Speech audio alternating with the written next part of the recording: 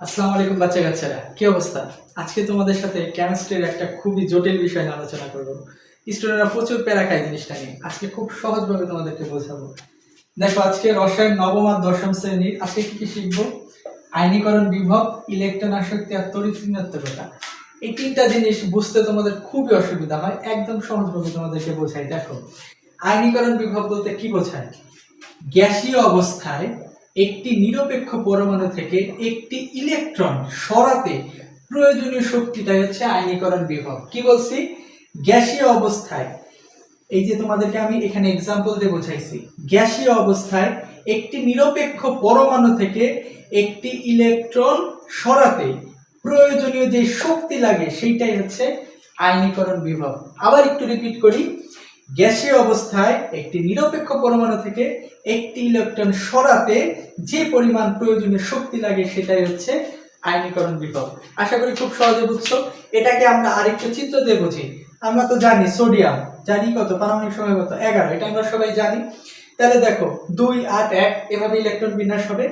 লাস্টে যেটা আছে এই ইলেকট্রনটা কি আমরা সবাই কি চাই? দেখো, বাস্তব জীবনে কি চাই? আমরা সবাই চাই একটা স্টেবল কন্ডিশনে থাকতে।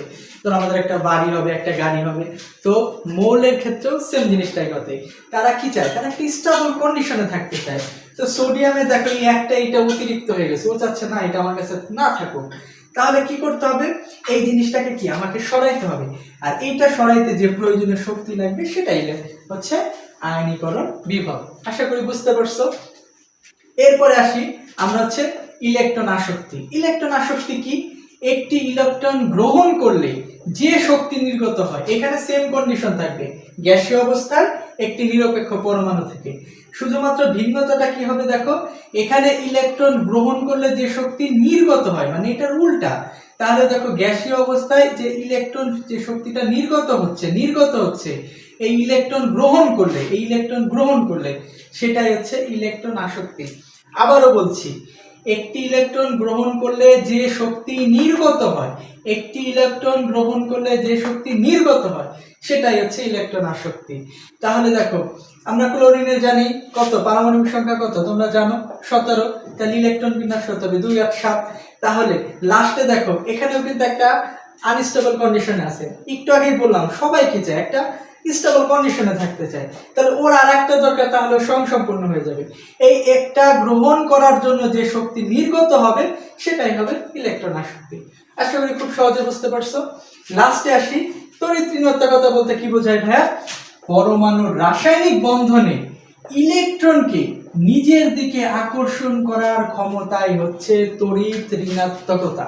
এটাকে মনে রাখার জন্য তোমরা মনে রাখতে পারো, তড়িৎ ঋণাত্মকতা হচ্ছে একজন খারাপ নারী কি করে?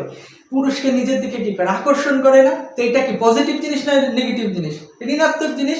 তাহলে তড়িৎ ঋণাত্মকতা হচ্ছে ইলেকট্রনকে নিজের দিকে আকর্ষণ করার ক্ষমতা। বোঝাইতে পারছি? তাহলে তড়িৎ ঋণাত্মকতা কি? পরমাণু রাসায়নিক বন্ধনে ইলেকট্রনকে নিজের দিকে আকর্ষণ করার ক্ষমতা। বোঝাইতে পারছি? আচ্ছা, তাহলে তিনটা জিনিস ক্লিয়ার তোমরা। তাহলে আয়নীকরণ বিভব কি বলতো? গ্যাসীয় অবস্থায় একটি নিরপেক্ষ পরমাণু থেকে একটি ইলেকট্রন সরাতে প্রয়োজনীয় শক্তি। ইলেকট্রন আসক্তি কি ভাইয়া? একটি ইলেকট্রন গ্রহণ করলে যে শক্তি নির্গত হয় সেটা হচ্ছে ইলেকট্রন আসক্তি। আর তড়িৎ ঋণাত্মকতা কি ভাইয়া?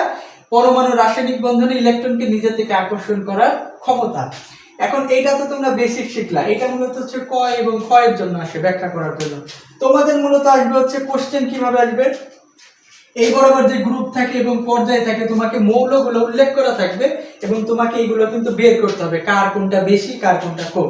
একদম সহজ করে বলতেছি, দেখো, গ্রুপ যখন উপর থেকে নিচে যায় তখন এই তিনটা জিনিসের মানই হ্রাস ঘটে। কি বলছি বলতো?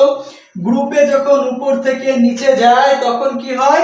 আয়নীকরণ বিভব, ইলেকট্রন আসক্তি, তড়িৎ ঋণাত্মকতার মান হ্রাস পায়। আবার পর্যায় যখন এভাবে বাম থেকে ডানে যাইতে থাকে তখন কি হয়?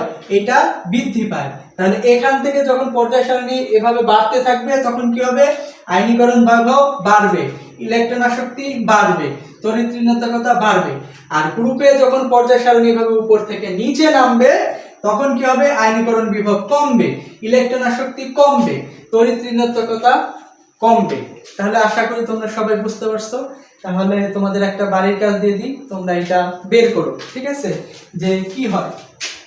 তাহলে lithium, sodium, potassium, rubidium, caesium, তোমরা বের করবা এটা কি হবে। এটা কি এরকম চিহ্ন হবে, নাকি এরকম চিহ্ন হবে, নাকি সমান সমান হবে। এটা তোমাদের হোমওয়ার্ক থাকলো। যারা এটা বুঝছো তারা এটার অ্যান্সার কমেন্ট বক্সে দিয়ে দাও। ধন্যবাদ। আসসালামু আলাইকুম।